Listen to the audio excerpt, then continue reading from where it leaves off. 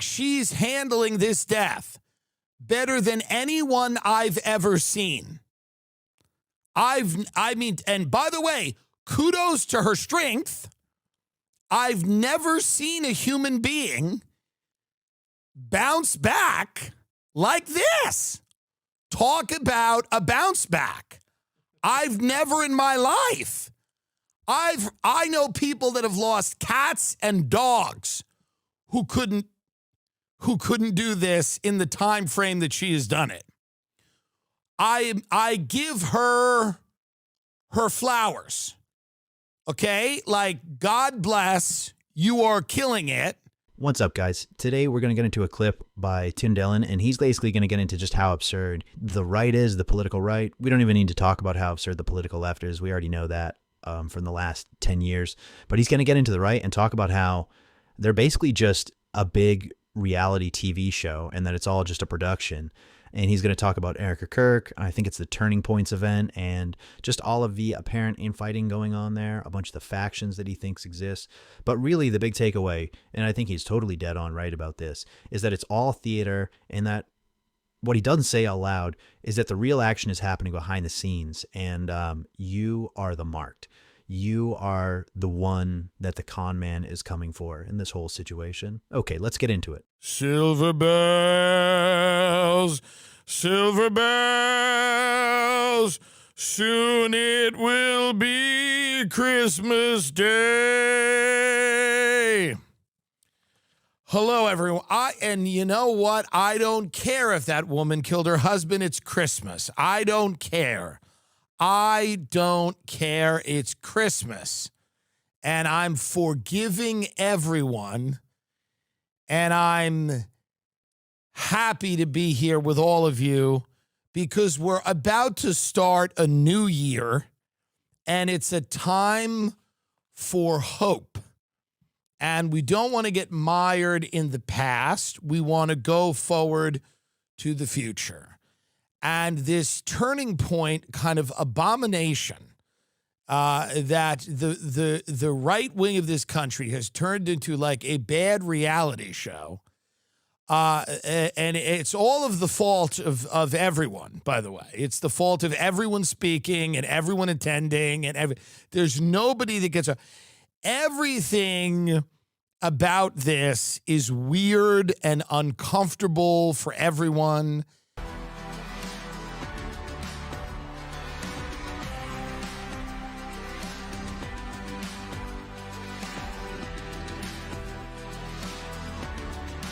Is weird and uncomfortable for everyone.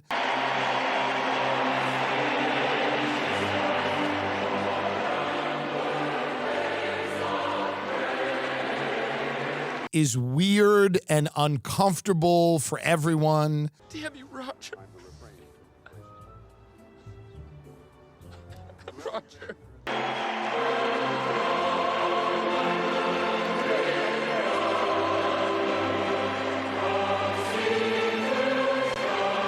Is weird and uncomfortable for everyone. And I'm not saying she killed her husband or knew about it or whatever. I'm saying the guy got shot 3 months ago and she walks out to a pyrotechnic display and then she goes, "We're going to elect J.D. Vance." It's weird that that's where her head is at. It's difficult for many people to relate to. It's not relatable for people that talked about how Hollywood isn't relatable and Hollywood is out of touch. This looks a lot like Hollywood to most people. And to go out through a stream of fireworks and sparklers and stand there in a glittering pantsuit and talk about electing J.D. Vance 3 months after your husband was killed, many people feel that there is something off about that. And we're starting to see that political people are the exact same thing as the Hollywood elites that they all love to dunk on. And we all look at this. This is Megan Thee Stallion twerking at the Kamala rally. This is deeply unsettling to a lot of people. It feels like you're being played. You feel it. It seems off. You feel like this is a coordinated and choreographed spectacle so that you are played. They want your money. That's what they got mad at Candace about. They're like, why are you telling people not to give us money? She's also saying you killed the guy. Why are you mad about the money? They're just mad that they're not getting money. They want your money, and they want to be celebrities. This is where I actually disagree with Tim Dillon. He's right that it's like a production, but it's not your money they want. It's the power to control what you believe. It's the power over the ontological stack, the shared version of reality. All these different versions of reality that people are competing to push upon you. These people, that's what they want, is the power for their version of reality to be dominant, because once they have that, they can just take what they want. And money, like it or not, if you haven't figured it out yet, money is already becoming obsolete. We're going to have a central bank digital currency within likely the next 5 years. The money supply itself is doomed to collapse. You don't have to dig around long on YouTube to hear Yuval Noah Harari discuss the imminent collapse of the money supply in the implementation of a CBDC. This is everything they hate, that they don't like, that they're not about. They're not about this stuff. They believe in the sacred family and tradition and blah, blah, blah, blah, blah. And the women are in the house with the kids and what? I'm looking at this like a reality show that has gone off the rails. A reality show where someone, one of the producers of a reality show, because that's the way reality shows work, there are producers who get the women drunk, put them in a restaurant, and go fight. And we got to film it. And the producers are the ones on the reality show that arrange the storyline of what you're gonna hear and see.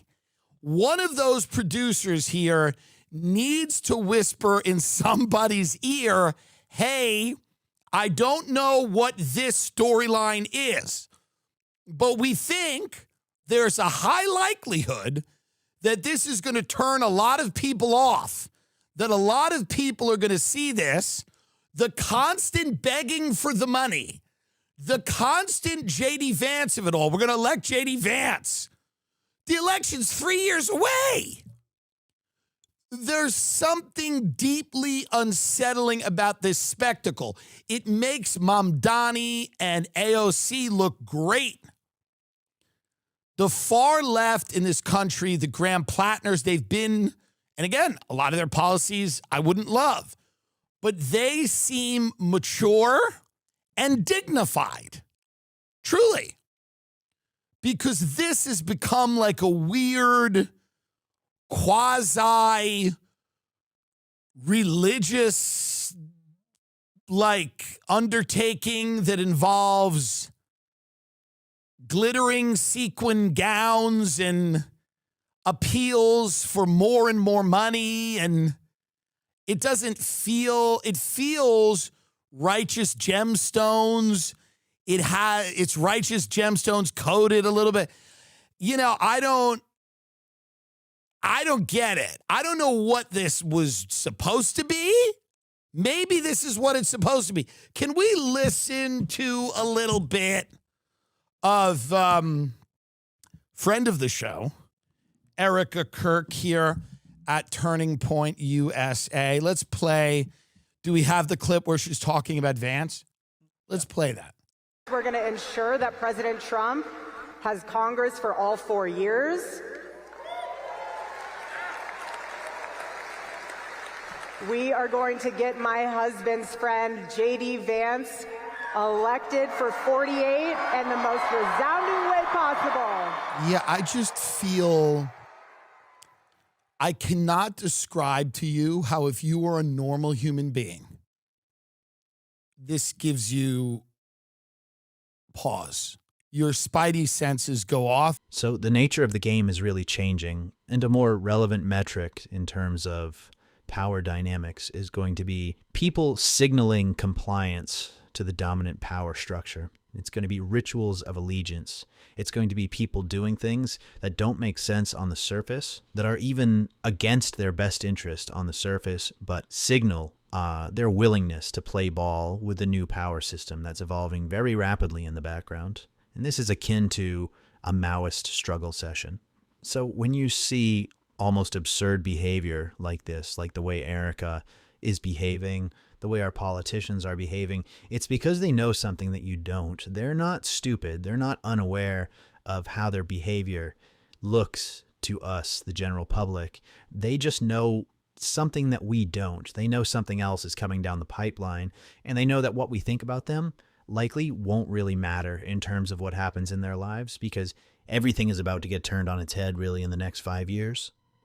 You don't really have to know much about anything to know right now that it seems very likely, and I've talked to smart people who believe that there's kind of a civil war within our intelligence community in America.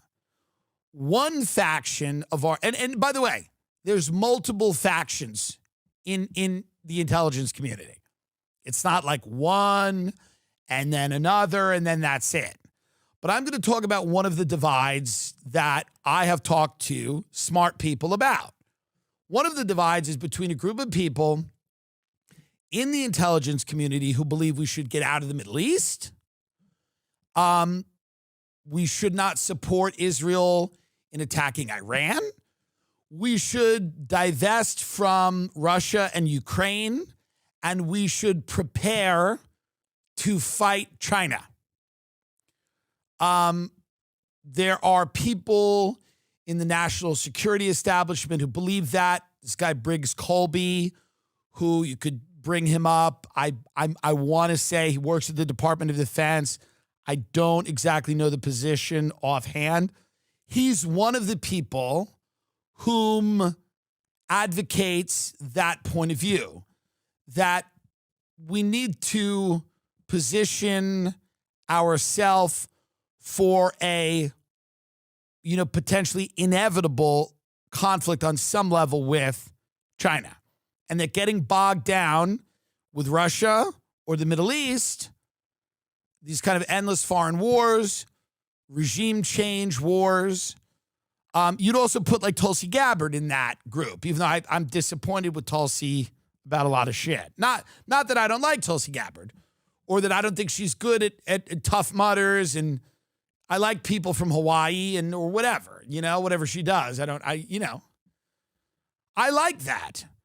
But I'm a little disappointed by the fact that, I don't know, they gaslit people, and they continue to do so. When she came out and was like, yeah, well, these people are doing this. Say their names. What are you, what are we, stupid?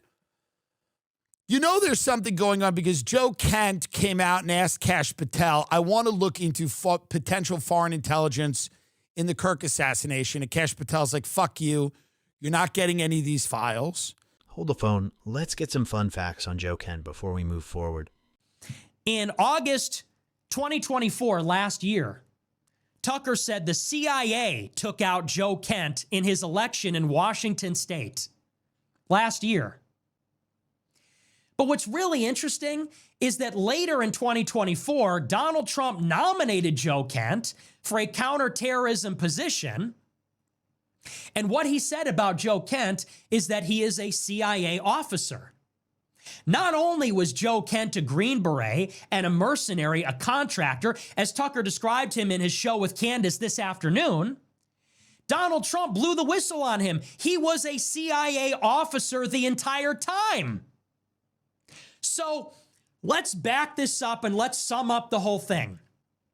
A CIA officer, that was not public information until Donald Trump tweeted it last year after he won the election. Joe Kent, who was a secret CIA officer the entire time, got $1 million from Peter Thiel. He consulted with Ryan Girdusky. He runs for office in Washington State. Initially, I try to support him. I get disavowed for no good reason because I'm critical of Israel. I make him lose to make an example out of him.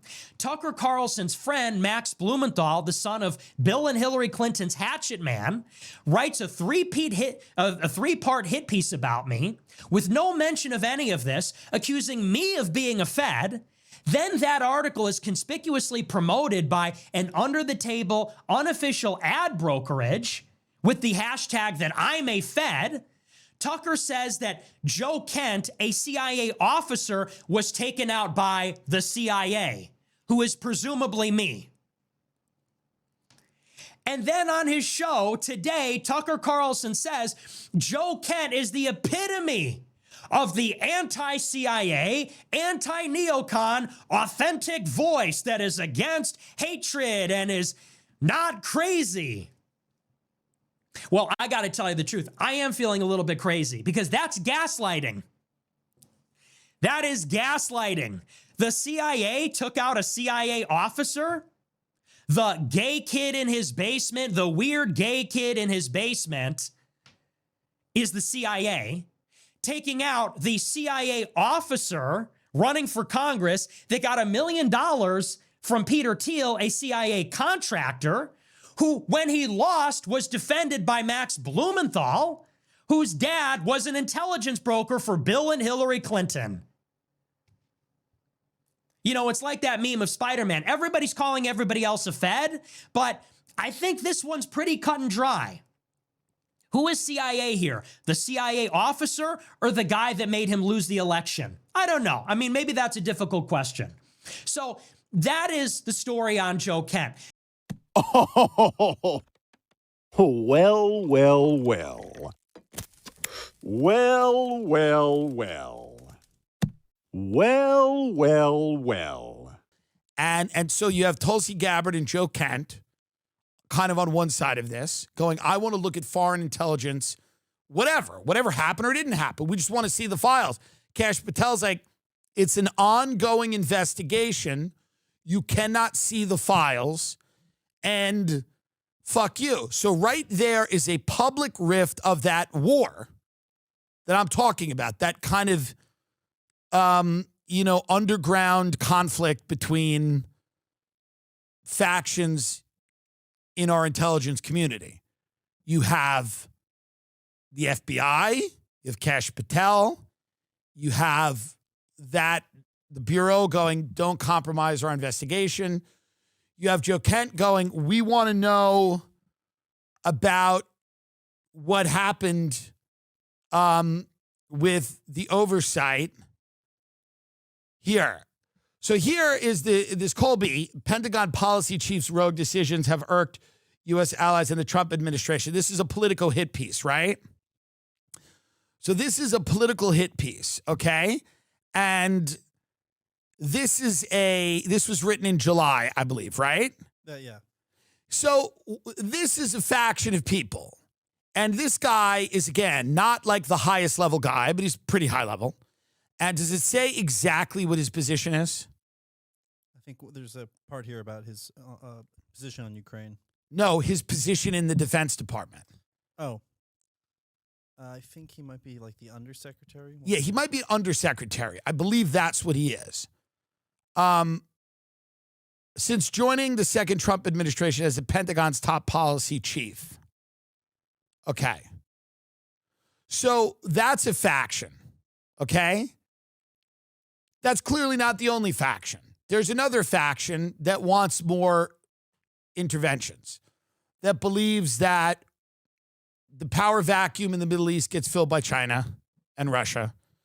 And that faction of people is more aligned with neoconservative people in those departments.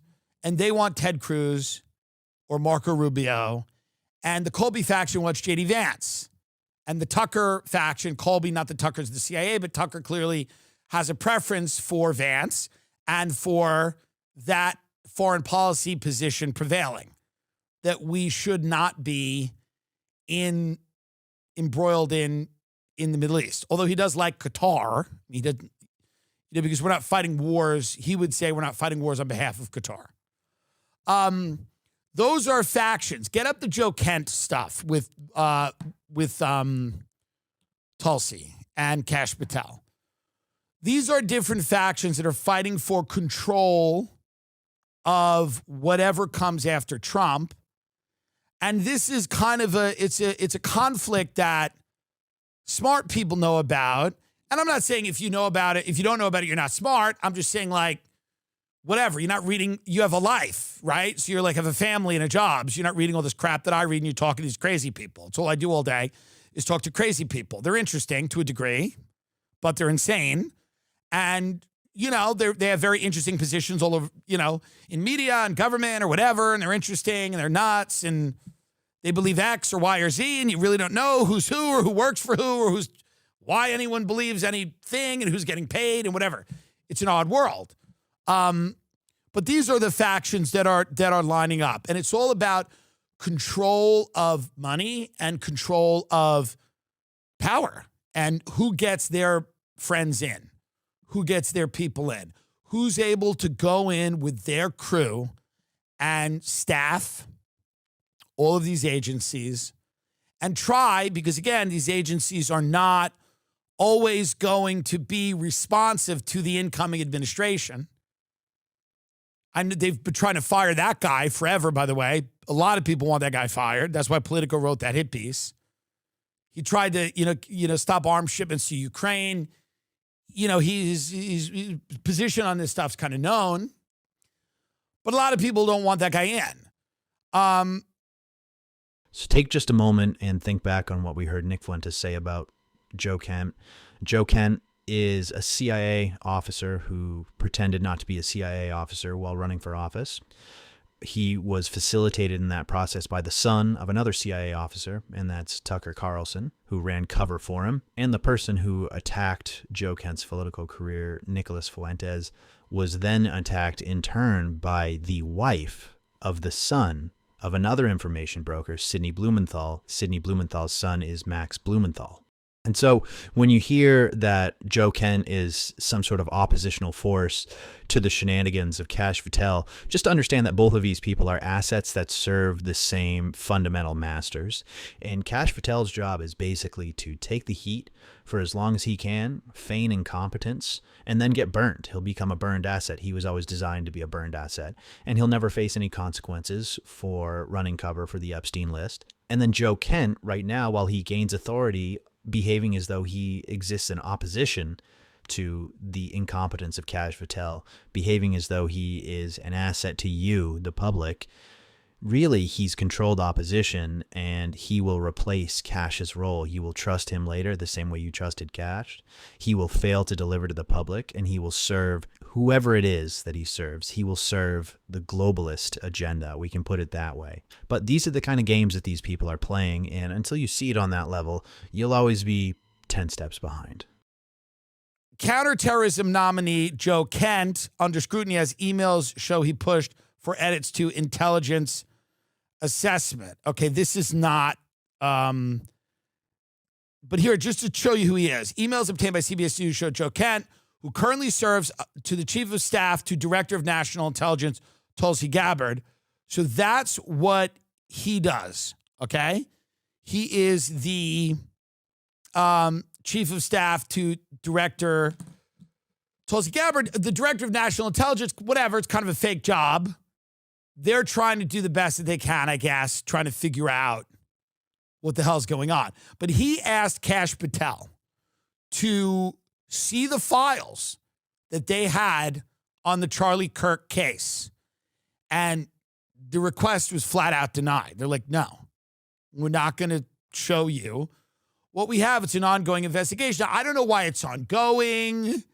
I thought they got the guy, and I don't know why he's I don't know why anyone's talking about foreign intelligence with this assassination. Again, I'm confused.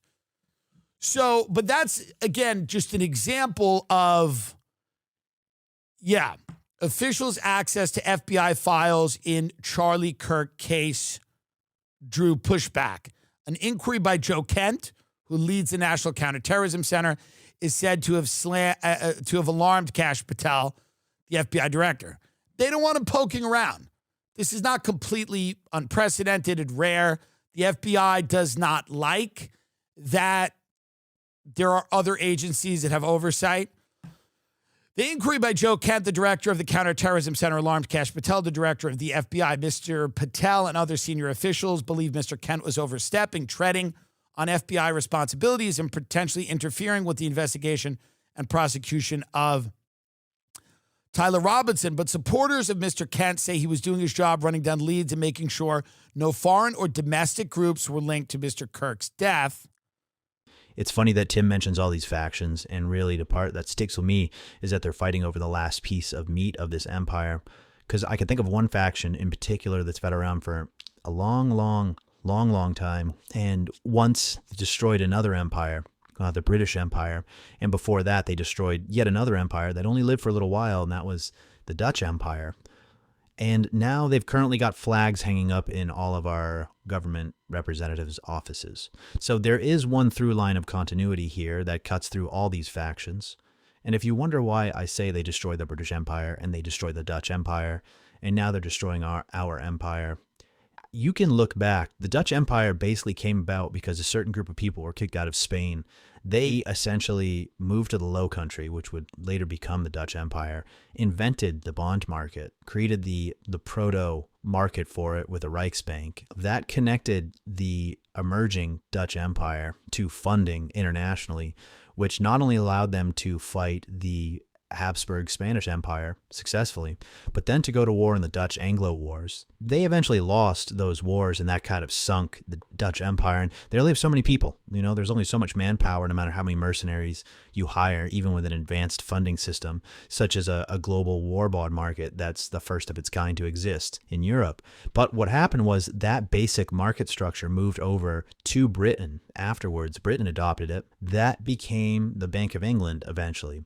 And so this very same group of people, they move first, they get kicked out of the Spanish Empire, then they destroy the Dutch. They use up the Dutch like cannon fodder over the course of a century or so, move over to Britain, they gain control of the British Empire, essentially during the Napoleonic Wars, by being the most effective managers of liquidity, wartime liquidity, being able to move gold across borders through enemy territory, to work on theater. That's where they really gain their dominance in Britain, and what solidifies their role in Europe in general. And that family that syndicated these war bonds is known sort of, you could call them the Red Shields, out of Frankfurt am Main. And eventually, I say that they sank the British Empire because the story of how Britain got into World War II is worth looking into. My idea is that these people are responsible for Britain's entry into World War II, as well as America's entry into World War II and World War I. I would say, put on your investigative journalist hat and look into the financial details of Winston Churchill's life over the course of a few generations,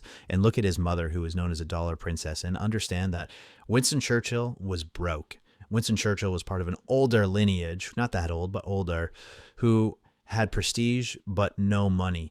And that faction is the common thread. And they're so powerful that I'm not allowed to say their name, but we could call them the Brazilians. How about that? But that shows you the proof is in the pudding. They're so powerful that if I talk about them now, the very information network that I'm using to get this out to you will censor me for saying them out loud. So I have to try and slip it by these guys. How about you guys out there listening now? Are any of you familiar with the old bond markets? Are any of you familiar with how more bond markets evolve? Are you familiar with the War of Spanish Succession, the Dutch Anglo Wars? Tell me about it. Maybe my research is wrong. Maybe my line of inquiry is erroneous. Maybe my logic is flawed. Please leave a comment below and tell me what you think about it, and double check my facts. I want to know the truth. I want to know if my model of this situation is incorrect. So don't just take my word for it. Go discover it for yourself. We had a very weird shooting at MIT, a weird shooting at Brown, horrible shooting at Brown, horrible that anyone loses their life ever in a horrible way like that. A young woman, 2 people at Brown. Yeah, 2 people. 2 people at Brown. And then a nuclear fusion scientist, something like that, right? Yes, from MIT. From MIT. And the same guy killed all of them and then killed himself in a storage shed. Let's listen to a little bit of this. Again, this is probably something that will disappear from the news in a day. And no one will ever know what happened. But it's fucking weird. It's a little weird that a guy walked onto the campus of Brown, shot these two people, and then shot a guy from MIT, and they killed himself in a storage shed. Let's hear a little bit of this. 2 shootings at 2 major schools in the Northeast, and police now say they could be connected. Good afternoon, everyone. I'm Kira Phillips. We begin with that breaking news. Multiple sources briefed on the investigation, telling ABC News the mass shooting at Brown University and the murder of an MIT professor in Massachusetts may be linked.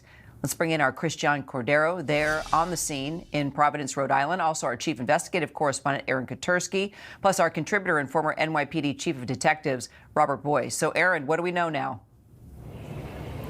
Law enforcement sources tell ABC News, Kira, that the shooting at Brown University that killed 2 students may, in fact, be connected to the shooting death, the apparent murder of MIT professor Nuno Lolero, who was shot and killed in the foyer of his Brookline home on Monday night, pronounced dead on Tuesday morning at the hospital.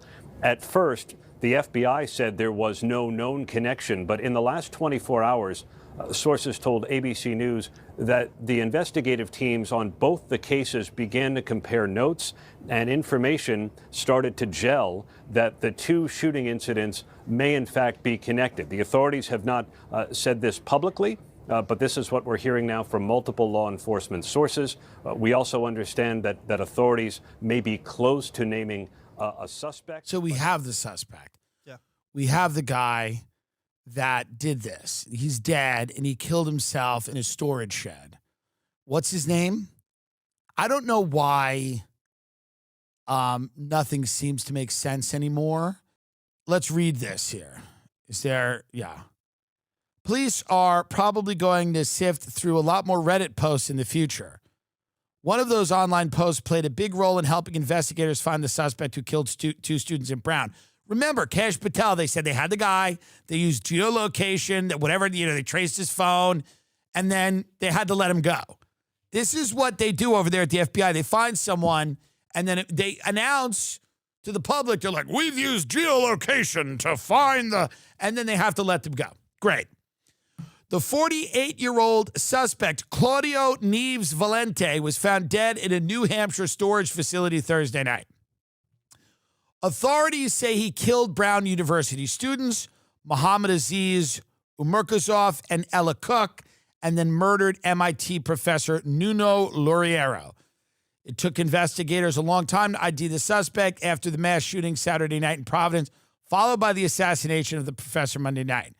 Then on Tuesday, authorities received a tip from an anonymous source about a Reddit post on the Providence subreddit, according to the affidavit. The Reddit poster, a homeless man, claimed that he saw the suspected shooter walking in the area of the Brown University mass shooting. Quote, I'm being dead serious, reads the Reddit post. The police need to look into a gray Nissan with Florida plates, possibly a rental. That was the car he was driving. So Kash Patel and the FBI are now relying on the homeless to solve the crimes. No. Folks, they're relying on the homeless. The reason the Epstein list isn't out is because the homeless haven't gotten involved. This is why Kash Patel didn't realize that there was a human trafficking ring that Epstein was running, because a homeless guy hadn't posted about it on Reddit. The Federal Bureau of Investigation is now depending on the homeless in the country. Up until that point in the investigation, police had not released any videos with a gray Nissan or vehicle with Florida plates. Based on the tip, so basically the homeless are doing a better job than Kash Patel's FBI. And Kash Patel, by the way, while this is all happening, is on a podcast with his girlfriend. He's on a podcast with his girlfriend. This girl in Brown University was shot in her face and tragically lost her life. And I'm not even kidding anymore. She tragically lost her life. She was shot in the head, okay? this fool with his girlfriend is on a fucking podcast. Katie Miller, Stephen Miller's wife. This isn't even a high-rated podcast. This isn't even a big one. Okay? This isn't even a big fucking this ain't Call Her Daddy. This is some dumb shit. This is not even worth it. They don't even get good views. Let's watch a little bit of this. Disgusting. On a personal level, of course, I wish we didn't have to deal with the attacks. Like, she should be out there touring, and she should be out there touring. Call AOC. I'm giving her money. I swear to God. And I was never a huge fan of this guy because I didn't know much about him. And it felt weird.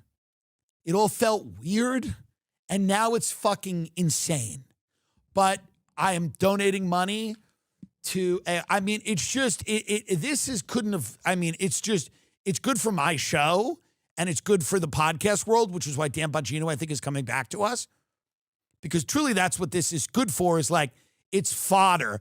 But what an embarrassment for the country. She should be out touring. We don't like the attacks. She should be out touring. There's a girl at Brown University that's shot in the face. Fire him. Fire him. Are you people fucking nuts? You're up at Turning Point USA, arguing with each other, calling each other fucking feds or whatever, and this guy who's a legitimate fed is saying his girlfriend should be touring while someone got shot in the face, and they don't have the person who did it, and he's deciding to go on a podcast. It's a bad reality show. It's fucking terrible. If something dark isn't afoot, then I truly don't know what's going on. There used to be crimes that would have a little bit of, that would make some sense. And maybe this one will make sense. There used to be motives. Used to go, yeah, that guy, somebody was fucking his wife. He killed them. Not good, but you understood it in your mind. Now you just, again, it's Mad Libs. It's Mad Libs where you go MIT. You write it down. You go MIT, nuclear scientist. This guy's here, that guy there. If you talk about it, you sound like a conspiracy theorist. If you literally were to just tell somebody the actual facts of this, you would sound like a conspiracy theorist without mentioning any conspiracies, by the way. If you just said, there was a guy, he was a nuclear fusion scientist, MIT, crawling with spies, shot in his house. Then at Brown University, this girl got shot and then some other guy. Now they found the guy who did it because a homeless guy posted on Reddit, and then the FBI director decided to take a break from his girlfriend's tour schedule to try to arrest a guy who actually was another weird guy who knew this guy he shot. I think they knew each other. Let's find that article. They kind of knew each other. And he ended up killing himself in his storage facility in New Hampshire. If you were to just say that, you would sound like you were trying to say something else. But everything now is mask off. Everything is mask off. We're at the end of whatever this thing has been, whatever you want to call it. Democracy, oligarchy, an attempt at representative government. It is mask off. And all of the factions that I'm talking about are fighting for a peace. I want to come back to the point that I think this is all just a production. I think that this is all fake and that any real action in the world is going to leave signal. It's just like you're looking at a crypto chart or something, you're looking for signal and you see a bunch of noise. Well, any real action, anything that's going to bring out global consequences is going to leave signal. The point of a lot of this is to just throw noise at that signal and confuse you so much that you just want to give up and not even try to figure out what the real signal is. And to just kind of bring that home in terms of like the killer that he's talking about at Brown University, go ahead and drive. The next time you drive to work, count all of the cameras that you're exposed to just at the intersections with stoplights. Don't even pay attention to all the other cameras, all the ring lights that are pointed at you from people's porches, all of the cameras that are running in grocery stores, everywhere. You can't go to the store and fucking buy a soda without being recorded by 30 different parties along the way. And I want to just propose that every single one of those cameras that connects to the internet, and most of them probably do, all of that data, if it connects to a server, it is probably set up from the start that that data can be fed into Palantir in a centralized database right away. And so that ties it back to the theater, which is that these guys are surveilling everything we do all the time. And so they can find killers in a heartbeat. That's not even getting into the cell phone tower data.